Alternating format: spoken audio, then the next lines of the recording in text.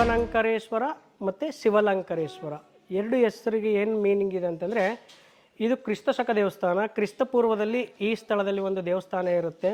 ಅದು 364 ಅಂಕನ ದೇವಸ್ಥಾನ ಇರುತ್ತೆ. ಇವತ್ತಿನ ದಿನ ನಂಜನಗೂಡು ನಂಜುಂಡೇಶ್ವರ ದೇವಸ್ಥಾನ ಎಷ್ಟಿದೆ ಅದಕ್ಕೆ 2 ಪಟ್ಟು ದೊಡ್ಡ ದೇವಸ್ಥಾನ ಇರುತ್ತೆ. ಗಂಗೆಗೂ ಶಿವನಿಗೂ ಒಂದು ವಾಗ್ವಾದ ಆದಾಗ ಆ ವಾಗ್ವಾದದಲ್ಲಿ ಆ ಗಂಗೆ ಮಾತೆ ತುಂಬ ಉಗ್ರ ರೂಪವನ್ನು ತಾಳಿ ಇಲ್ಲಿ ಇರುವಂತಹ ಗ್ರಾಮಗಳನ್ನೆಲ್ಲ ನಾಶ ಮಾಡಿಕೊಂಡು ಬರುವಾಗ ಆ ಶಿವನಂಕರೇಶ್ವರ ಆ ಗಂಗೆಯನ್ನು ತಡೆದು ನಿಲ್ಲಿಸ್ತಾರೆ. ಗಂಗೆಯನ್ನು ತಡೆದು ನಿಲ್ಲಿಸಿ ಏನಪ್ಪ ಹೇಳ್ತಾರೆ ಅಂತಂದರೆ, ನಾನು ಬರಬೇಡ ಅಂತಂದ್ರು ನೀನು ಯಾಕೆ ಬಂದಿದ್ದೀಯ ಅಂದಾಗ, ನಾನಿವಾಗ ಬಂದ್ಬಿಟ್ಟಿದ್ದೀನಿ, ನಾನು ಮತ್ತೆ ವಾಪಸ್ ಹಿಂದೆ ಹೋಗ್ಲಿಕ್ಕೆ ಸಾಧ್ಯ ಇಲ್ಲ, ನಾನು ಮುಂದೆನೇ ಹೋಗಬೇಕು. ನೀನು ನಿನ್ನ ತಮ್ಮಡಿಗೇರಿಯನ್ನು ಕೊಡ್ತೀಯಾ, ನಿನ್ನ ಆಲಯ ಅಂದರೆ ದೇವಸ್ಥಾನವನ್ನು ಕೊಡ್ತೀಯಾ ಅಂತ ಕೇಳಿದಾಗ ಆ ಶಿವನಂಕರೇಶ್ವರನ ನನ್ನ 364 ಅಂಕನ ದೇವಸ್ಥಾನ, 101 ಲಿಂಗು, 101 ಬಸವ, 12 ಚಕ್ರದ ಕಂಚಿನ ತೇರು, ಚಿನ್ನದ ಕಲಸ, ಚಿನ್ನದ ನಗಾರಿ ಇಷ್ಟವನ್ನು ನೀನು ತಗೊಂಡು ಹೋಗುವಂಥ ಆ ಶಿವನಂಕರೇಶ್ವರ ಹೇಳ್ತಾರೆ. ಆ ಶಿವನಂಕರೇಶ್ವರ ಅದೆಲ್ಲ ಏನಕ್ಕಾಗುತ್ತೆ ಅಂದರೆ, ಶಿವನಿಗೂ ಒಂದು ಮತ್ತು ಆ ಗಂಗೆಗೂ ವಾಗ್ವಾದ ಆಗುತ್ತೆ, ಈ ಭೂಲೋಕದಲ್ಲಿ ಅತಿ ಪ್ರಭಾವಶಾಲಿ ನಾನು ಅಂತೇಳಿ. ಅದಕ್ಕೆ ಅದಷ್ಟೆಲ್ಲ ಅನಾಹುತ ಆದಾಗ ಈ 364 ಅಂಕನ ದೇವಸ್ಥಾನವನ್ನು ಗಂಗೆ ಮಾತೆ 3 ಪ್ರದಕ್ಷಿಣೆ ಮಾಡಿ ಆ ದೇವಸ್ಥಾನವನ್ನು ಏನೂ ಮಾಡಲಿಕ್ಕೆ ಸಾಧ್ಯ ಆಗೋದಿಲ್ಲ. ಅವಾಗ ಹೇಳ್ತಾರೆ, ಗಂಗೆ ಶಿವ ನೀನು ವಚನಭ್ರಷ್ಟನಾಗ್ತಾ ಇದೆಯಲ್ಲ ಅಂತ ಕೇಳಿದಾಗ ಆ ಸ್ವತಃ ಪರಮೇಶ್ವರ ತನ್ನ ತ್ರಿಶೂಲದಲ್ಲಿ ಒಂದು ಮೂಲೆಗೆ ಹೊಡೆದು ಅಲ್ಲಿ ಒಂದು ರಂಧ್ರ ಆಗುತ್ತೆ. ಆ ರಂಧ್ರದಲ್ಲಿ ಗಂಗೆ ಮಾತೆ ಹೋಗಿ ಇಡೀ ದೇವಸ್ಥಾನವನ್ನೆಲ್ಲ ಉರುಳಿಸ್ಕೊಂಡು ಹೋಗ್ತಾರೆ. ಇವಾಗಲೂ ಸಹ ಇದ್ರ ಪಕ್ಕದಲ್ಲಿ ಒಂದು ಹೊಳೆ ಇದೆ. ಆ ಹೊಳೆಯಲ್ಲಿ ನೀವು ಇಲ್ಲಿಂದ ಮೇಕೆದಾಡು ತನಕ ಹೋದ್ರೂ ಯಾವುದೇ ಹಳೆಯ ದೇವಸ್ಥಾನ, ಹಂಪಿ ದೇವಸ್ಥಾನದಲ್ಲಿ ನಿಮಗೆ ಯಾವ ಥರ ಹಳೆಯ ದೇವಸ್ಥಾನ ಇತ್ತು ಅನ್ನಲಿಕ್ಕೆ ಕುರುಹುಗಳು ಸಿಗುತ್ತೆ. ಅದೇ ತರಹ ಈ ದೇವಸ್ಥಾನದಲ್ಲೂ ಕೂಡ ನಿಮಗೆ ಇಲ್ಲಿ ಗಂಟೆನಾದ ಓಂಕಾರ, ಶ್ರೀಕಾರ, ಹಾಕಾರಗಳು ಹೆಂಗೆ ಬರುತ್ತೆ ಅದೇ ಥರ ಗಂಟೆನಾದ ಅಂತ ಕೆಲವಂಥ ಕಲ್ಲುಗಳು ಒಂದು ಕಲ್ಲು ಮೇಲೆ ಇನ್ನೊಂದು ಕಲ್ಲನ್ನು ಹೊಡೆದ್ರೆ ಅದೇ ಥರ ಅಶಬ್ದ ಬರುತ್ತೆ. ಇಲ್ಲಿ ಡೋಲ್ಶೆಟ್ಟಿ ಮಾಲ್ಶೆಟ್ಟಿ ಅಂತ ಬಂದಿರ್ತಾರೆ, ಚಿನ್ನ ಮುತ್ತು ರತ್ನ ಚಿನ್ನ ವ್ಯಾಪಾರಿಗಳು. ಅವ್ರೇನು ಮಾಡ್ತಾರೆ, ಇಲ್ಲಿ ದೇವಸ್ಥಾನ ಇಲ್ಲಿಂದ ಹೋಗ್ಬೇಕಾದ್ರೆ ಇಲ್ಲಿ ಬಂದಿರ್ತಾರೆ, ಭಗವಂತ ನೀವು ಸುಂಕ ಕಟ್ಟಿ, ಏಕೆ ದೇವಸ್ಥಾನವನ್ನು ನಿರ್ಮಾಣ ಮಾಡಲಿಕ್ಕೋಸ್ಕರ ನೀವು ಸುಂಕ ಕಟ್ಟಿದ ನಂತರದಲ್ಲಿ ಮುಂದೆ ಹೋಗಿ ಅಂತ ಅವರಿಗೆ ಒಂದು ವಿಚಾರವನ್ನು ಹೇಳಿದಾಗ ಅವ್ರು ಹೇಳ್ತಾರೆ, ನಾವು ಪ್ರತಿನಿತ್ಯ ಹೋಗ್ತೀವಿ, ನಾವು ಯಾವುದೇ ಥರ ಸುಂಕ ಮತ್ತೊಂದು ಕಟ್ಟೋಂಗಿಲ್ಲ, ನಾವು ಯಾವತ್ತೂ ಕಟ್ಟಿಲ್ಲ, ಇದು ಹೊಸದಾಗಿ ಏನಕ್ಕೆ ಕೇಳ್ತಾ ಇದ್ದೀರಿ ಅಂತ ಹೇಳಿದಾಗ ಅವ್ರು ಹೇಳ್ತಾರೆ, ನಾವು ಪ್ರತಿನಿತ್ಯ ನೀವು ಹೋದ್ರೂ ಸಹ ಇವಾಗ ನೀವು ಸುಂಕ ಕಟ್ಟಿಲ್ಲ ಅಂದರೆ ನಾನು ದಾರಿಯನ್ನು ಬಿಡಲ್ಲ ಅಂತ ಹೇಳಿದ್ರೆ, ಇಲ್ಲ ನಾವು ನೀವು ಕಟ್ಟಲೇಬೇಕು ಅಂದಾಗ ಸ್ವಾಮಿ ಏನು ಮಾಡ್ತಾರೆ, ಸೂರ್ಯನ ನೋಡ್ತಾರೆ. ಸೂರ್ಯನ ನೋಡಿದ ತಕ್ಷಣ ಸೂರ್ಯ ಅಸ್ತವಾಗುವ ಕಡೆ ಹೋಗ್ತಾ ಇರ್ತಾರೆ. ಆವಾಗ ತನ್ನಲ್ಲಿರುವಂಥ ಭಸ್ಮವನ್ನು ಉರುಬ್ತಾರೆ. ಅಲ್ಲಿ ಬಂದಿರುವಂಥ ಅವರ ಸೇವಕರಾಗಲಿ ಎಲ್ಲರೂ ಸ್ವಲ್ಪ ಅನಾರೋಗ್ಯದಿಂದ ಪೀಡಿತರಾಗಿ ಆವತ್ತಿನ ದಿನ ಇಲ್ಲೇ ಉಳ್ಕೊಳ್ತಾರೆ ಅವರೆಲ್ಲ. ಆವಾಗ ಏನು ಮಾಡ್ತಾರೆ, ಅಡುಗೆಯನ್ನು ಪ್ರಾರಂಭವನ್ನು ಮಾಡೋಕ್ಕೆ ಏನು ಮಾಡ್ತಾರೆ, ಇಡೀ ಕಾಡನ್ನೆಲ್ಲ ಕಲ್ಲು ತಡೀತಾರೆ ಆ ಡೋಲ್ಶೆಟ್ಟಿ ಮಾಲ್ಶೆಟ್ಟಿ ಅನ್ನೋರು, ಅವ್ರಿಗೆಲ್ಲ ಉಪಹಾರವನ್ನು ಮಾಡಲಿಕ್ಕೆ. ಆ ಸಮಯದಲ್ಲಿ ಅವರಿಗೆ ಯಾವುದೇ ಥರ ಕಲ್ಲುಗಳು, 2 ಕಲ್ಲನ್ನು ಬಿಟ್ಟರೆ ಮತ್ತೆ ಇಡೀ ಇಷ್ಟು ದೊಡ್ಡ ಕಾಡಲ್ಲಿ ಯಾವುದೇ ಥರ ಕಲ್ಲುಗಳು ಸಿಗೋದಿಲ್ಲ. ಅವಾಗ ಏನು ಮಾಡ್ತಾರೆ, ಆ ಕಲ್ಲುಗಳನ್ನು ತಗೊಂಡು ಬಂದು ಈ ಸ್ವಾಮಿಯ ಪಕ್ಕದಲ್ಲಿಟ್ಟು ಅದ್ರ ಮೇಲೆ ಪಾತ್ರೆಯನ್ನು ಇಟ್ಟು ಒಲೆಯನ್ನು ಪ್ರಾರಂಭ ಮಾಡ್ತಾರೆ. ಒಲೆ ಹಚ್ಚಿ ಇಡೀ ಕಾಡಲ್ಲಿರುವಂಥ ಸೌದೆಗಳನ್ನೆಲ್ಲ ಹಾಕ್ತಾರೆ. ಕಾಡು ಜೈಂಕಾರ ಆಗ್ತಾ ಇರುತ್ತೆ ಹೊರತು ಅಲ್ಲಿ ಪಾತ್ರೆಯಲ್ಲಿರುವಂತಹ ನೀರು, ಪಾತ್ರೆಯಲ್ಲಿರುವಂಥ ಅಕ್ಕಿ ಸ್ವಲ್ಪವನ್ನು ಬೇಯೋದಿಲ್ಲ. ಆವಾಗ ಸುಮಾರು 2 ಗಂಟೆ ನೋಡ್ತಾರೆ, 3 ಗಂಟೆ ನೋಡ್ತಾರೆ, ತುಂಬ ಸಮಯ ನೋಡ್ತಾರೆ. ಅಲ್ಲಿ ಬರುವಾಗ ಒಂದು ಚಿಕ್ಕ ದೇವಸ್ಥಾನವನ್ನು ನೋಡ್ತೀರಿ, ಎಲೆ ಮಾರಮ್ಮ ಅಂತ.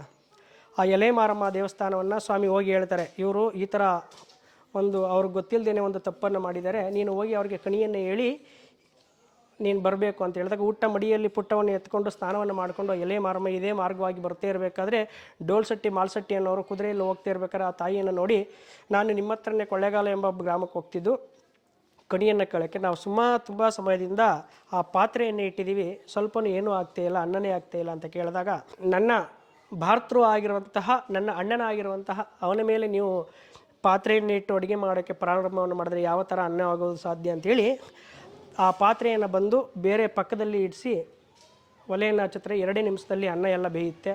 ಆವಾಗ ನಾವು ಮಾಡ್ಕೊಂಡಿರೋ ತಪ್ಪಿಗೆ ಪ್ರಾಯಶ್ಚಿತ ಏನಾಗಬೇಕು ಅಂತ ಕೇಳಿದಾಗ ಆವಾಗ ಸ್ವಾಮಿ ನನಗೆ ಇದೇ ಥರ ದೇವಸ್ಥಾನಗಳನ್ನು ನಿರ್ಮಾಣ ಮಾಡಬೇಕು ಅಂಥೇಳಿ ಆ ಸ್ವಾಮಿಯೇ ಸ್ವತಃ ತನ್ನಗೆ ಬೇಕಾದಂಗೆ ದೇವಸ್ಥಾನವನ್ನು ನಿರ್ಮಾಣ ಮಾಡಿಸ್ಕೊಳ್ತಾರೆ. ಅದಕ್ಕೋಸ್ಕರ ಆ ಪಾತ್ರೆ ಇಟ್ಟಿರುವಂಥ ಗುರುತು ಆ ಸಮಯದಲ್ಲಿ ಅದು ಅಂತ ಹೇಳ್ತಾರೆ. ಇದು ಇಲ್ಲಿ ವಿಶೇಷ. ಯಾರು ಶಿವನನ್ನು ವಿಶೇಷವಾಗಿ ತುಂಬ ಪರಿಶುದ್ಧವಾಗಿ ಮಡಿಯಿಂದ ಮಡಿವಂತಿಕೆಯಿಂದ ಆ ಭಗವಂತನ ಆರಾಧನೆಯನ್ನು ಮಾಡ್ತಾರೆ, ಮತ್ತು ಈ ಸ್ಥಳದಲ್ಲಿ ಗಂಗಾ ಜಲವನ್ನು ಪೂಜೆಯನ್ನು ಮಾಡಿ ಸ್ನಾನವನ್ನು ಮಾಡಿಕೊಂಡು ಯಾವುದೇ ವ್ಯಾಧಿಗಳಿದ್ರೂ, ಯಾವುದೇ ಮೃತ್ಯುಕಂಟಕಗಳಿದ್ರೂ, ಯಾವುದರ ಅನೇಕ ದೋಷಗಳಿದ್ರೂ ಅಗ್ನಿಕಂಟಕ, ಜಲಕಂಟಕ, ವಾಯು ಈ ಥರ ಮೃತ್ಯು ಕಂಟಕ ಸಾವಿರಾರು ರೀತಿಯಲ್ಲಿ ಇರುತ್ತೆ.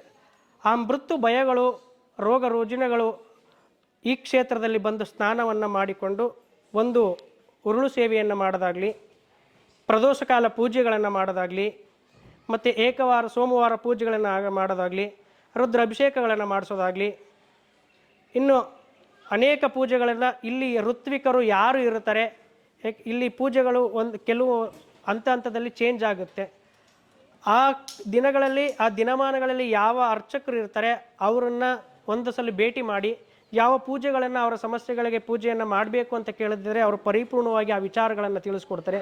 ಹಾಗಾಗಿ ಈ ಥರ ಪ್ರದೋಷ ಕಾಲ ಪೂಜೆಗಳಾಗಲಿ, ನೀವು ಬೇರೆ ಬೇರೆ ಯಾವುದಾದ್ರೂ ಹೊಸ ವ್ಯವಹಾರಗಳನ್ನು ಶುರು ಮಾಡ್ತಿದ್ರೆ, ಪ್ರಾರಂಭವನ್ನು ಮಾಡ್ತಿದ್ರೆ, ಮತ್ತು ಮನೆಯಲ್ಲಿ ಅವಾಗಿಂದ ಅವಾಗೆ ಆರೋಗ್ಯ ಸಮಸ್ಯೆಗಳಾಗ್ತಿದ್ರೆ, ಇದ್ದಕ್ಕಿದ್ದಂತೆ ನೀವು ಮಾಡಿಕೊಂಡಿರೋಂತಹ ಯಾವುದೋ ಒಂದು ಕೆಲಸ ತಟಸ್ಥವಾಗ್ಬಿಟ್ಟಿದ್ರೆ, ಮತ್ತು ನಿಮ್ಮ ಮೇಲೆ ಸ್ತಂಭನಗಳಾಗಿದ್ದರೆ, ವಾಮಚಾರಗಳ ಪ್ರಯೋಗಗಳಾಗಿದ್ದರೆ, ಇವಾಗ ನೋಡಿ ಅಲ್ಲಿ ದೇವ್ರ ಬೆಟ್ಟ ಅಂತ ಕಾಣ್ತಿದ್ದಿಲ್ಲ, ಆ ದೇವ್ರ ಬೆಟ್ಟದಲ್ಲಿ ತುದಿಯಲ್ಲಿ ಇಲ್ಲಿ ಮಹಿಮೆ ಏನಂತಂದರೆ, ನಮ್ಮ ದೇವಸ್ಥಾನದಲ್ಲಿ ಇವಾಗ ನಿಮಗೆಲ್ಲ ಹಣೆಗೆ ತಿಲಕವನ್ನು ಇಟ್ಟಿದ್ದೀವಿ ಗಂಧ, ಅದೇ ಗಂಧ ಇಲ್ಲಿ ಯಾವ ಥರ ಕೊಡ್ತೀವಿ, ಬರೀ ಕಲ್ಲು ಬಂಡೆಯಲ್ಲಿ ಗಂಧ ಮತ್ತು ನೀರು ಇವತ್ತು ಈ ಕ್ಷಣಕ್ಕೂ ಬಂದು ಬರುತ್ತೆ ಅಲ್ಲಿ. ಇದು ವಿಶೇಷ. ಪ್ರತಿಯೊಬ್ಬ ಭಕ್ತರಲ್ಲಿ ನಾನು ಏನಂತ ವಿನಮ್ರವಾಗಿ ವಿನಂತಿ ಮಾಡ್ಕೊಳ್ತೀನಿ ಅಂತಂದರೆ, ಈ ಕ್ಷೇತ್ರದ ಮಹಿಮೆ ಎಷ್ಟು ಅಚ್ಚುಕಟ್ಟಾಗಿ ನಡೀತಾ ಇದೆ ಅಂತಂದರೆ, ಇಲ್ಲಿ ಬರುವಂತಹ ಪ್ರತಿಯೊಂದು ಭಕ್ತರು ನಿಮ್ಮ ಕಷ್ಟ ಕಾರ್ಪಣ್ಯಗಳನ್ನು ಪರಿಹಾರ ಆಗಬೇಕು ಅಂತಂದರೆ, ಪ್ರಥಮದಲ್ಲಿ ನೀವು ಬಂದು ಆ ಭಗವಂತನಿಗೊಂದು ಪೂಜೆಯನ್ನು ಮಾಡಿಸಿ, ಸಂಕ್ಷಿಪ್ತ ಪೂಜೆಗಳನ್ನು ಮಾಡಿಸಿ, ನಿಮ್ಮ ಹರಕೆ, ನಿಮ್ಮ ಬೇಡಿಕೆಗಳನ್ನು ಭಗವಂತನಲ್ಲಿ ಇಟ್ಟು ಒಂದು ಹರಕೆಯನ್ನು ಮಾಡ್ಕೊಂಡು ಹೋಗಿ, ನೀವೇನು ಹರಕೆಯನ್ನು ಮಾಡ್ಕೊಂಡಿರ್ತೀರಿ ಅದು ಒಂದು ಮಂಡಲದಲ್ಲಿ ಖಂಡಿತವಾಗ್ಲೂ ಅದು ಪರಿಹಾರ ಆಗುತ್ತೆ. ಒಂದು ಮಂಡಲ ಅಂದರೆ 48 ದಿನಗಳಲ್ಲಿ ಒಂದು ಯಾವುದಾದ್ರೂ ಒಂದು ಸೂಚನೆಗಳು ಸಿಕ್ಕುತ್ತೆ, ಆಗುತ್ತೆ ಆಗೋಲ್ಲ ಅನ್ನೋದು, ಮತ್ತು ಅದಾಗಲಿಲ್ಲ ಅನ್ನೋದು ಪ್ರಸಾದದಲ್ಲಿ ಒಂದು ಪ್ರಸಾದವನ್ನು ಕೇಳೋ ಪದ್ಧತಿ ಅಂತಿದೆ. ಪ್ರತಿ ಮಂಗಳವಾರ, ಬುಧವಾರ, ಗುರುವಾರ, ಶನಿವಾರ ಈ ವಾರದಲ್ಲಿ ಪ್ರಸಾದವನ್ನು, ಮಗ್ಗಿನ ಪ್ರಸಾದ, ಎಲ್ಲ ದೇವಾಲಯಗಳಲ್ಲೂ ಹೂವಿನ ಪ್ರಸಾದವನ್ನು ಒಡ್ಡಿದ್ರೆ ನಮ್ಮ ದೇವಾಲಯದಲ್ಲಿ ಮಗ್ಗುಗಳನ್ನು ತರಬೇಕಾಗಿರುತ್ತೆ. ಆ ಮಗ್ಗುಗಳನ್ನು ಭಗವಂತನ ಮೇಲೆ ಇಟ್ಟು ಅದನ್ನು ಕೇಳಿದ್ರೆ ಭಗವಂತ ಖಂಡಿತ ನಿಮ್ಮ ಕೆಲಸಗಳು, ನಿಮ್ಮ ಕಾರ್ಯಗಳು ಯಶಸ್ಸಾಗುತ್ತೆ ಅಂದರೆ ಬಲಗಡೆ ಪ್ರಸಾದವನ್ನು ಕೊಡ್ತಾರೆ, ಇಲ್ಲ ಅಂತಂದರೆ ಎಡಗಡೆ ಪ್ರಸಾದವನ್ನು ಕೊಡ್ತಾರೆ. ನಿಮಗೆ ಭಗವಂತ ಅಲ್ಲೇ ನಿಮಗೆ ಫಲಿತಾಂಶವನ್ನು ಕೊಟ್ಟು ಕಳಿಸ್ತಾನೆ. ಖಂಡಿತವಾಗ್ಲೂ ಅವರ ಸಮಸ್ಯೆಗಳೆಲ್ಲ ಪರಿಹಾರ ಆಗುತ್ತೆ. ಇಲ್ಲಿ ಕರ್ನಾಟಕದಲ್ಲಿ ಎಷ್ಟು ಭಕ್ತರಿದ್ದಾರೆ ಅಷ್ಟೇ ಭಕ್ತರು ತಮಿಳುನಾಡಲ್ಲೂ ಇದ್ದಾರೆ. ಮತ್ತು ಇಲ್ಲಿ ಏನಪ್ಪ ಅಂತಂದರೆ, ಯಾವ್ಯಾವ ಊರಲ್ಲಿ ಕೋಳಿ ಕೂಗುತ್ತೆ ಆ ಊರಲ್ಲಿ ಭಗವಂತನ ಇಷ್ಟಪಡುವಂಥ ಒಬ್ಬ ವ್ಯಕ್ತಿಯಾದರೂ ಇರಬೇಕು ಅನ್ನೋ ಒಂದು ವಾಡಿಕೆನೂ ಕೂಡ ಇದೆ. ಸುಮ್ಮನೆ ಇಲ್ಲಿ ತನಕ ಮೇಕೆದಾಡು ತನಕ ಬಂದಿದ್ದೀವಿ, ಸ್ವಾಮಿ ಇಲ್ಲೊಂದು ದೇವಸ್ಥಾನ ಇದೆ ಅಂತ ಯಾರು ಹೇಳಿದ್ರು ನಾವು ಇಲ್ಲಿ ಬಂದಿದ್ದೀವಿ. ಇಲ್ಲಿ ಬಂದು ನಾವು ಸ್ವಾಮಿಗೆ ನಮಸ್ಕಾರ ಮಾಡಿಕೊಂಡು ನಮ್ಮ ಕಷ್ಟಗಳನ್ನು ಹೇಳ್ಕೊಂಡ ನಂತರದಲ್ಲಿ ನಮ್ಮ ಕಷ್ಟಗಳೆಲ್ಲ ಪ್ರತಿಯೊಂದು ಪರಿಹಾರ ಆಗಿಬಿಟ್ಟಿದೆ. ಎಷ್ಟೋ ವರ್ಷದಿಂದ ನಾವು ಅನೇಕ ಕೆಲಸಗಳಾಗಲಿ ಅನೇಕ ಏನೇನೋ ಬೇರೆ ಬೇರೆ ಎಲ್ಲವನ್ನು ಪ್ರಯತ್ನ ಪಟ್ಟನು, ಆದರೆ ಆಗಲಿಲ್ಲ. ಈ ಭಗವಂತನ ಸನ್ನಿಧಾನದಲ್ಲಿ ಬಂದು ನಮ್ಮ ಕಷ್ಟಗಳೆಲ್ಲ ಪರಿಹಾರ ಆಯಿತು ಅಂತೇಳಿ ಅನೇಕ ಸೇವೆಗಳನ್ನು ಮಾಡ್ತಿದ್ದಾರೆ. ಒಂದು ಸಮಯದಲ್ಲಿ ಇಲ್ಲಿ ಬರಲಿಕ್ಕೂ ಸಹ ಒಂದು ರೋಡ್ ಆಗಲಿ ಮತ್ತು ಊಟದ ವ್ಯವಸ್ಥೆ ಇರಲಿಲ್ಲ. ಆದರೆ ಇವತ್ತಿನ ದಿನ 2 ದಾಸೋಹಗಳಿದೆ ಮತ್ತು ಎಲ್ಲರೂ ಬರುವುದಕ್ಕೆ ಅನೇಕ ವ್ಯವಸ್ಥೆಗಳಿದೆ. ಇಲ್ಲಿ ಇರಲಿಕ್ಕೂ ಭಕ್ತರಿಗೆ ಕೊಠಡಿಗಳ ವ್ಯವಸ್ಥೆ ಇದೆ. ಶಕ್ತಿ ಇಲ್ಲದೆ ಶಿವ ಇಲ್ಲ, ಶಿವ ಇಲ್ಲದೆ ಶಕ್ತಿ ಇಲ್ಲ. ಆದರೆ ನಮ್ಮ ದೇವಸ್ಥಾನದಲ್ಲಿ ಭದ್ರಕಾಳಿನೂ ಇದೆ. ಎಷ್ಟೋ ಜನಕ್ಕೆ ಆ ಭದ್ರಕಾಳಿ ಪರಿಚಯನೇ ಇದಿಲ್ಲ. ಶಿವಲಂಕರೇಶ್ವರ ಪ್ರಧಾನ ದೇವತೆಯನ್ನು ಮಾತ್ರ ನೋಡಿ ಹೋಗ್ತಾ ಇದ್ದಾರೆ. ಆ ಭದ್ರಕಾಳಿ ವೀರಭದ್ರೇಶ್ವರನ ಪಕ್ಕದಲ್ಲೇ ಇರೋದ್ರು. ಆ ತಾಯಿನ ದರ್ಶನ ಮಾಡಿ ಆ ತಾಯಿಗೆ ತಮ್ಮಲ್ಲಿ ಇರುವಂತಹ ಕಷ್ಟಗಳನ್ನು ಹೇಳ್ಕೊಂಡದ್ದೇ. ಆದರೆ ಯಾವಾಗ ಶಕ್ತಿ ದೇವಿ ಆ ಪರಮೇಶ್ವರನ ಎಚ್ಚರವನ್ನು ಮಾಡ್ತಾರೆ ಆವಾಗಷ್ಟೇ ಆ ಶಿವ ಚಲನವನ್ನು ಮಾಡುವಂಥದ್ದು, ಆ್ಯಕ್ಟಿವ್ ಆಗಿ ಕೆಲಸವನ್ನು ಮಾಡುತ್ತದು. ಎರಡೂ ಭದ್ರಕಾಳಿ ಮತ್ತು ವೀರಭದ್ರೇಶ್ವರಿಗೆ ಒಂದೇ ಗುಡಿಯಲ್ಲಿದ್ದಾರೆ. ಇದು ವಿಶೇಷವಾಗಿರುತ್ತೆ. ಮತ್ತು ಇವತ್ತಿಗೂ ಸಹ ಆ ಲಿಂಗದ ಭಾಗದಲ್ಲಿ ನಾವು ಅಭಿಷೇಕ ಮಾಡಿದ್ರೆ ಮತ್ತು ನಾಳೆ ಬೆಳಿಗ್ಗೆ ತನಕನೂ ಅಲ್ಲಿ ಸ್ವಲ್ಪ ನೀರು ಇದ್ದೇ ಇರುತ್ತೆ. ಆ ಗಂಗೆ ಅವತ್ತಿನ ದಿನ ಈ ಕಾಡಲ್ಲಿ ಏನಿದೆ ಅಂದರೆ, ಮತ್ತಿ ಮರ ಉದ್ದ ನೀರು ಬಂದ್ರೂ ಮಧ್ಯಾಹ್ನ ತನಕ ಮಂಡಿ ಉದ್ದ ನೀರು ಆಗಬೇಕು ಅಂತ ಇಲ್ಲಿ ವಿಶೇಷ. ಎಷ್ಟೇ ಫೋರ್ಸ್ ನೀರು ಬಂದರೂ ಆ ತಮಡಿಗೇರಿಗೆ ಹೋಗೋದಿಲ್ಲ. ಈ ದೇವಸ್ಥಾನ ಪ್ರದಕ್ಷಿಣಾಕಾರವನ್ನು ಮಾಡಿಕೊಂಡು ಮೇಕೆದಾಟಿಗೆ ಹೋಗುತ್ತೆ. ಇವತ್ತಿಗೂ ಸಹ ನೀರು ಬಂದರೆ ಬರೀ ಬೆಟ್ಟ ಗುಡ್ಡ ಜರಿಗಳೆಲ್ಲ ಅಂತ ಬರುವಂಥ ನೀರು ಇವಾಗ ನೀರು ಬರ್ತಾ ಇಲ್ಲ. ಮುಂಚೆ ಎಲ್ಲ ಬರ್ತಿತ್ತು. ಮತ್ತು ಯಾವುದೇ ಉಪನದಿಗಳಿಲ್ಲ ಇಲ್ಲಿ. ಕೆಲವು ನದಿಗಳು ಪೂರ್ವಾಭಿಮುಖವಾಗಿ ಉತ್ತರಾಭಿಮುಖವಾಗಿ ಹರಿಯೋದನ್ನು ನೋಡಿರ್ತೀರಿ. ಪಶ್ಚಿಮ ವಾಹಿನಿ ಶ್ರೀರಂಗಪಟ್ಟಣದಲ್ಲಿ ಮಾತ್ರ ನೋಡಿರ್ತೀರಿ. ಇಲ್ಲಿ ಪೂರ್ವದಿಂದ ಹುಟ್ಟಿ ಮತ್ತೆ ಪೂರ್ವಕ್ಕೆ ಪ್ರದಕ್ಷಿಣ ಆಕಾರದಲ್ಲಿ ಮತ್ತೆ ಪೂರ್ವಕ್ಕೆ ಸೇರುವಂತಹ ಸ್ಥಳ ಅಂತಂದರೆ ಇದೊಂದೇ, ಪಾಪನಾಶಿನಿ ಅಂತೇಳಿ ಅದರದ್ದು. ಆ ನೀರಲ್ಲಿ ಎಷ್ಟೋ ಜನ ಸ್ನಾನವನ್ನು ಮಾಡಿ, ಮೊದಲನೇ ದಿನ ತುಂಬ ಕೆಂಪಾಗಿರುತ್ತೆ, ಸೌದೆಗಳು ಅದೆಲ್ಲ ಎತ್ಕೊಂಡು ಬಂದಿರುತ್ತೆ. 2ನೇ ದಿನ ಬಂದು ಕೆಂಪಾಗಿರುತ್ತೆ. 3ನೇ ದಿನ ಬಂದು ನೀವು ₹1 ಕಾಯಿನ್ಸ್ ಇಟ್ಟರು ಅದರಲ್ಲಿ ₹1 ಕಾಯಿನ್ಸ್ ಅಂತ ಅಷ್ಟು ತಿಳಿಯಾಗಿ ತುಂಬ ಫಿಲ್ಟರ್ ನೀರು ಎಷ್ಟಿರುತ್ತೆ ಅದಕ್ಕಿಂತ 10 ಪಟ್ಟು ಶುದ್ಧೀಕರವಾಗಿರುತ್ತೆ. ಅಷ್ಟು ಸ್ವಚ್ಛಂದವಾಗಿರುವಂತಹ ಜಲ ಇಲ್ಲಿ ಇರುವಂಥದ್ದು. ಇಲ್ಲಿ ಉತ್ತರಾಭಿಮುಖವಾಗಿ ಇರುವಂಥ ಬಸವನ್ನ ನೀವು ನೋಡಿರ್ತೀರಿ. ಉತ್ತರಾಭಿಮುಖವಾಗಿ ಇರುವಂಥ ಬಸವ ಎಲ್ಲೂ ಯಾವುದೇ ದೇವಸ್ಥಾನಗಳು ಅತಿ ಕಡಿಮೆ ನಿಮಗೆ ಸಿಗೋದು. ಆದರೂ ನಿಮ್ಮ ಪ್ರಶ್ನೆ ಇರ್ಬೋದು, ಮೂತಿ ಕಟ್ಟಾಗಿರುವಂಥ ಭಿನ್ನ ಆಗಿರುವಂಥ ವಿಗ್ರಹನ ಪೂಜೆಯನ್ನು ಹೇಗೆ ಮಾಡ್ತೀರಿ ಅಂತ. ಶಾಸ್ತ್ರ ಪ್ರಕಾರ ಭಿನ್ನವಾಗಿರುವಂಥ ವಿಗ್ರಹ, ಭಿನ್ನವಾಗಿರುವಂಥ ವ್ಯಕ್ತಿ ಇಬ್ಬರು ಪೂಜೆಯನ್ನು ಮಾಡೋಂಗಿಲ್ಲ. ಮಾಡಿದ್ರೂ ಸಹ ಅದರಿಂದ ನಿಷ್ಫಲಗಳು. ಹಾಗಾಗಿ ಅಲ್ಲಿ ಏನಕ್ಕೆ ಇಟ್ಕೊಂಡಿದ್ದೀವಿ ಅಂತ ಹೇಳಿದ್ರೆ, ಆ ಭಿನ್ನವಾಗಿರುವಂಥ ಬಸವನ್ನ ಇಲ್ಲಿ ಪ್ರತಿನಿತ್ಯ ಆ ಬಸವ ಏನು ಮಾಡುತ್ತೆ, ಇಲ್ಲಿ ಹಳೆಕೋಟ ಪಾಳ್ಯಗಾರ ಅಂತ ಇರ್ತಾನೆ. ಆ ಪಾಳ್ಯಗಾರನ ಜಮೀನನ್ನು ಪ್ರತಿನಿತ್ಯ ಮೇಯ್ಕೊಂಡು ಬಂದು ಆ ಸ್ವಾಮಿಯ ಮುಂದೆ ಧ್ಯಾನವನ್ನು ಮಾಡ್ಕೊಂಡು ಕೂತ್ಕೊಳ್ತಾ ಇರುತ್ತೆ. ಆ ಸ್ವಾಮಿಯನ್ನ ಧ್ಯಾನವನ್ನು ಮಾಡ್ಕೊಂಡು ಕೂತಿರ್ಬೇಕಾದ್ರೆ ಪಾಳ್ಯಗಾರ ಏನು ಮಾಡ್ತಾನೆ, ತನ್ನ ಸೈನಿಕರಿಗೆ ಇಲ್ಲಿ ನನ್ನ ಜಮೀನು ಹಾಳು ಮಾಡ್ತಿರೋಂಥ ಪ್ರಾಣಿ ಯಾವುದು, ಇಲ್ಲ ನೀವೇ ಏನಾದರೂ ನನಗೆ ಹಾಳು ಮಾಡಿ ಮೋಸವನ್ನು ಮಾಡ್ತಾ ಇದ್ದೀರಿ ಅಂತ ಹೇಳಿದಾಗ ಅವ್ರು ಹೇಳ್ತಾರೆ, ನಾವು ಆ ಥರ ಕೆಲಸವನ್ನು ಮಾಡ್ತಾ ಇಲ್ಲ, ಇದರಿಂದ ಏನೋ ತಪ್ಪಾಗಿದೆ, ನಾವು ಅದನ್ನು ತಪ್ಪನ್ನು ಕಂಡುಹಿಡಿದು ನಿಮ್ಗೆ ಹೇಳ್ತೀವಿ ಅಂತೇಳಿ ಅವತ್ತಿನ ದಿನ ಪುನಃ ತುಂಬ 24 ಗಂಟೆ ಕಾಲ ಆ ಕಾವಲನ್ನು ಮಾಡಿ ಆ ಬಸವ ಯಾವಾಗ ಬರುತ್ತೆ ಆ ಪ್ರಾಣಿ ಗೋಚಾರ ಆಗೋದಿಲ್ಲ. ಬಸವನೋ ಮತ್ತೊಂದು ಮಗದೊಂದು ಅವ್ರಿಗೇನು ಗೊತ್ತಾಗೋದಿಲ್ಲ. ಆ ಬ್ರಾಹ್ಮಿ ಮುಹೂರ್ತದಲ್ಲಿ 2 ಗಂಟೆ 3 ಗಂಟೆ ಆ ಜಾವದಲ್ಲಿ ಆ ಸ್ವಾಮಿ ಅಲ್ಲಿ ಹೋಗಿ ಮೇಯ್ಕೊಂಡು ಎಲ್ಲ ಒಂದು 8 ರಿಂದ 9 ಬಸವಗಳು ಮೇಯ್ಕೊಂಡು ಬಂದು ಈ ಬಸವ ಮಾತ್ರ ಇಲ್ಲಿ ಬರುತ್ತೆ, ಇನ್ನು ಮಿಕ್ಕಿದ ಬಸವಗಳೆಲ್ಲ ಬೇರೆ ಬೇರೆ ಕಡೆ ಹೋಗುತ್ತೆ.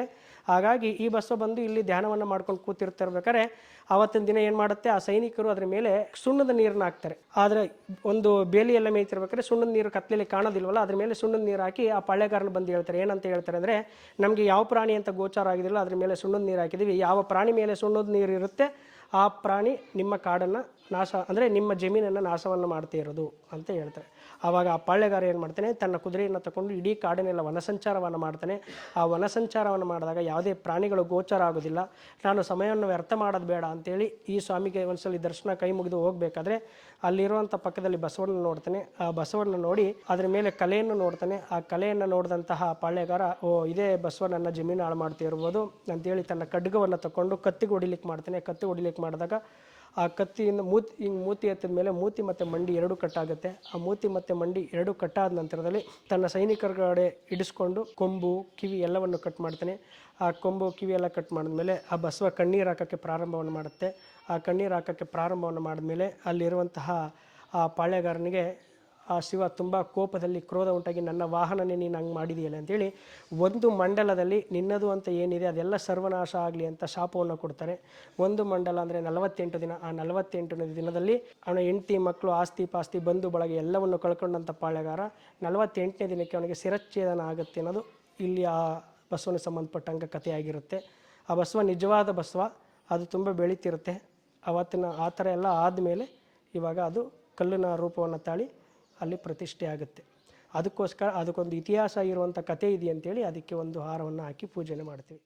ತುಂಬ ಪೂರ್ವದಿಂದ ನಾವು ಆರಾಧಿಸ್ಕೊಂಡು ಬಂದಿರೋದ್ರಿಂದ ಇಲ್ಲಿ ದೈವಿ ಶಕ್ತಿ, ಭಕ್ತರು ತಮ್ಮ ಕಷ್ಟ ಸುಖಗಳನ್ನು ಇಲ್ಲಿ ಬಂದು ಹೇಳ್ಕೊಂಡು ಆರಾಧನೆ ಮಾಡಿಕೊಂಡು ಹೋಗಿರೋದ್ರಿಂದ ಇಲ್ಲಿ ದೈವಿ ಶಕ್ತಿ ಜಾಸ್ತಿ ಇರೋದ್ರಿಂದ ಇಲ್ಲಿ ಭಕ್ತರಿಗೆ ಬಂದರೆ ತಮ್ಮ ಎಲ್ಲ ಕೋರಿಕೆಗಳು, ಬೇಡಿಕೆಗಳು, ಇಷ್ಟಾರ್ಥಗಳು ಆಲ್ಮೋಸ್ಟ್ ಎಲ್ಲ ಕ್ಲಿಯರ್ ಆಗ್ತವೆ. ಆಗಿದೆ ನಾವು ಎಷ್ಟೋ ಅಂಥ ನಿದರ್ಶನಗಳನ್ನು ನೋಡಿದ್ದೀವಿ. ಈ ಮೂಲಕ ಭಕ್ತರಿಗೆ ಏನಪ್ಪ ಹೇಳ್ತೀನಿ ಅಂದರೆ, ಸೋಮವಾರ, ಶುಕ್ರವಾರ ಮತ್ತು ಭಾನುವಾರ ಈ ದಿನಗಳಲ್ಲಿ ವಿಶೇಷವಾದ ದಿನಗಳು ನಮ್ಮ ದೇವರಿಗೆ. ಈ ಟೈಮಲ್ಲಿ ತಾವು ರುದ್ರಾಭಿಷೇಕ ಅಂತ ಮಾಡಿಸ್ಬೋದು. ಬೆಳಗಿನ ಜಾವ 5 ಗಂಟೆಗೆ ಸ್ಟಾರ್ಟ್ ಮಾಡಿ ಒಂದು 7-7:30ವರೆಗೆ ಮಾಡ್ತಾರೆ. ಅದೊಂದು ರುದ್ರಾಭಿಷೇಕ ಮಾಡಿಸ್ಬೋದು, ಅರ್ಚನೆ ಮಾಡಿಸ್ಬೋದು, ಸಂಕಲ್ಪಗಳನ್ನು ಮಾಡಿಸ್ಬೋದು, ಪಂಚಾಮೃತ ಅಭಿಷೇಕವನ್ನು ಮಾಡಿಸ್ಬೋದು, ಪಂಚ ಅಭಿಷೇಕವನ್ನು ಮಾಡಿಸ್ಬೋದು. ಹೀಗೆ ತುಂಬ ಸೇವೆಗಳಿದೆ.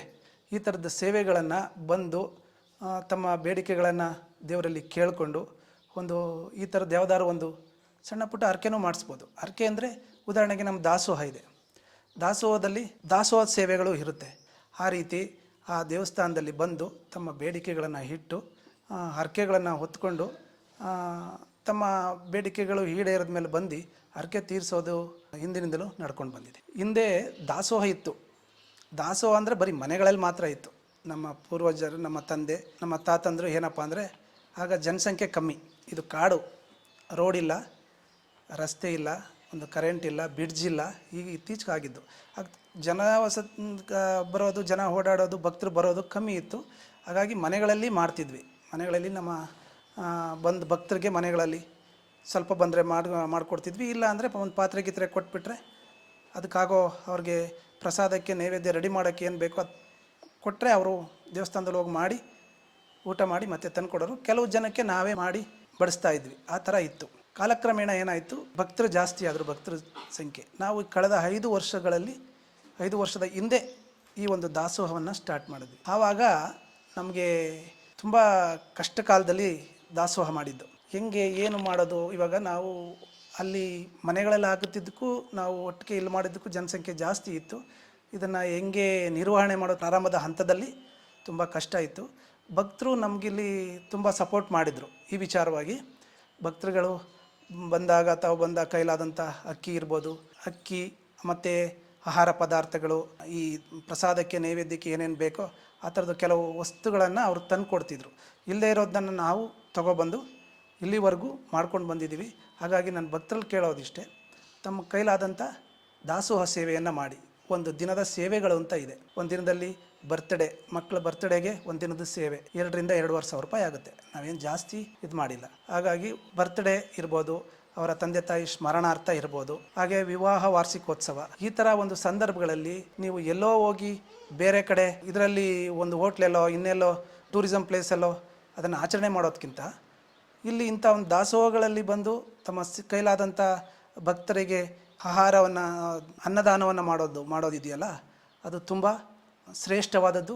ಮತ್ತು ಅವರಿಗೆ ಭಗವಂತನೂ ಕೂಡ ಈ ನಿಟ್ಟಿನಲ್ಲಿ ಅವ್ರಿಗೆ ಆಶೀರ್ವಾದ ಇರುತ್ತೆ. ಹಾಗಾಗಿ ತಾವೆಲ್ಲರೂ ಭಕ್ತರೆಲ್ಲರೂ ಬಂದು ಇಂಥ ಒಂದು ಸೇವೆಗಳನ್ನು ಮಾಡಬೇಕು ಅಂತ ಈ ಮೂಲಕ ಕೇಳ್ಕೊತೀವಿ. ನಮಗೆ ಪ್ರತಿದಿನ ಇಲ್ಲಿ ರೆಗ್ಯುಲರಾಗಿ ಒಂದು 150 ರಿಂದ 200 ಜನ ರೆಗ್ಯುಲರಾಗಿ ಮಾಡ್ತಾರೆ. ಆದರೆ ವಿಶೇಷ ದಿನಗಳಲ್ಲಿ 350, 400, 500 ಜನಗಳವರೆಗೂ ಮಾಡ್ತಾರೆ. ನಾವು ಅದಲ್ಲದೆ ಶಿವರಾತ್ರಿನಲ್ಲಿ ಕಡೆ ಕಾರ್ತಿಕ ಮಾಸ, ಶಿವರಾತ್ರಿ, ಆಷಾಢ ಮಾಸ, ಧನುರ್ಮಾಸ, ಈ ವಿಶೇಷ ದಿನಗಳಲ್ಲಿ ಒಂದೊಂದು ಕಾರ್ಯಕ್ರಮಗಳನ್ನು ಮಾಡ್ತೀವಿ. ಆ ಒಂದು ಸಂದರ್ಭಗಳಲ್ಲಿ ನಾವು 3,000 ರಿಂದ 4,000 ಜನಕ್ಕೆ ಪ್ರಸಾದವನ್ನು ರೆಡಿ ಮಾಡಿ ಇಲ್ಲಿ ಕೊಡ್ತೀವಿ. ಇಂಥ ಒಂದು ಕಾಡು ಪ್ರದೇಶದಲ್ಲಿ ನಾವು ಅನ್ನದಾನವನ್ನು ಮಾಡ್ತಾಯಿದ್ದೀವಿ. ಇಂಥ ಒಂದು ಅನ್ನದಾನಕ್ಕೆ ತಮ್ಮ ಭಕ್ತರ ಸಹಾಯ ಹಸ್ತ ಬೇಕು. ನಾನು ಕಟ್ಟಡ ಮಾಡ್ತಾಯಿದ್ದೀನಿ ಪಕ್ಕದಲ್ಲಿ, ಚಿಕ್ಕದಾಗಿ ಒಂದು ಕಿಚನ್ ಮಾಡಿ ಅಡುಗೆ ಮನೆ ಮಾಡ್ತಾಯಿದ್ದೀವಿ. ಒಂದು ಚಿಕ್ಕದಾಗಿ ಒಂದು ಡೈನಿಂಗ್ ಹಾಲ್ ಇವಾಗ ಮಾಡ್ತಾಯಿದ್ದೀನಿ. ಮುಂದೆ ದೊಡ್ಡದು ಮಾಡಬೇಕು ಅಂತ ಅಂದ್ಕೊಂಡಿದ್ದೀವಿ. ಒಂದು 600-700 ಜನ ಕುಂತ್ಕೊಂಡು ಊಟ ಮಾಡೋ ಥರ ಮಾಡಬೇಕು ಅಂದ್ಕೊಂಡಿದ್ದೀವಿ. ಅದೇನಪ್ಪ ಅಂದರೆ, ಈ ಮೂಲಕ ಭಕ್ತರು ಕೇಳ್ಕೊಳ್ಳೋದು, ತಮ್ಮ ಕೈಲಾದ ಧನ ಸಹಾಯವನ್ನು, ಧನ ಧಾನ್ಯಗಳು ಮತ್ತು ಕಟ್ಟಡಕ್ಕೆ ಬೇಕಾದ ಸಾಮಗ್ರಿಗಳನ್ನು ಕೊಡ್ಬೋದು. ಸಿಮೆಂಟ್ ಇರ್ಬೋದು, ಕಬ್ಬಣ ಇರ್ಬೋದು, ಹಾಗೆ ಟೈಲ್ಸ್ ಇರ್ಬೋದು. ಹಾಗಾಗಿ ಒಂದು ವಸತಿ ಗೃಹಗಳನ್ನು ಮಾಡ್ತಾಯಿದ್ದೀವಿ. ಒಂದು 7-8 ವಸತಿ ಗೃಹಗಳು ಈಗ ನಡೀತಾ ಇದೆ, ಕೆಲಸ ಆಗಿದೆ ಆಲ್ರೆಡಿ. ಇವಾಗ ಪ್ಲಾಸ್ಟಿಂಗ್ ಸ್ಟಾರ್ಟ್ ಮಾಡಬೇಕು. ಹಾಗಾಗಿ ಆ ನಿಟ್ಟಿನಲ್ಲಿ ತಾವು ನಮಗೆ ಕೈ ಜೋಡಿಸಿದ್ರೆ ಇಂಥ ಕೆಲಸಗಳು ಬೇಗ ಆಗ್ತವೆ. ಬಂದ ಭಕ್ತರಿಗೆ ವಸತಿ ಇದ್ದುಕೊಳ್ಳೋಕ್ಕೆ ಮಾಡೋಕ್ಕೆ ಅವ್ರಿಗೆಲ್ಲ ಅನುಕೂಲ ಆಗುತ್ತೆ. ಇವಾಗ ತುಂಬ ತೊಂದರೆ ಇದೆ. ಹಾಗಾಗಿ ಮೂಲ ಸೌಕರ್ಯಗಳನ್ನು ಇಲ್ಲಿ ಒದಗಿಸ್ಬೇಕು ಅಂತ ಮಾಡಿದ್ದೀವಿ. ಆ ನಿಟ್ಟಿನಲ್ಲಿ ಭಕ್ತರು ತುಂಬ ನಮಗೆ ಸಹಕಾರ ಇವಾಗ ಕೊಡ್ತಾ ಇದ್ದಾರೆ. ಮುಂದೇನು ಗೊತ್ತಿಲ್ಲದೆ ತುಂಬ ಜನ ಇದ್ದಾರೆ ಭಕ್ತರು. ಹಾಗಾಗಿ ಅಂಥ ಭಕ್ತರೆಲ್ಲ ಬಂದು ನಮಗೆ ಕೈ ಜೋಡಿಸಿ ಇಂಥ ಒಂದು ಧರ್ಮದ ಕಾರ್ಯದಲ್ಲಿ ಭಾಗಿಯಾಗಬೇಕು ಅಂತ ಕೇಳಿ.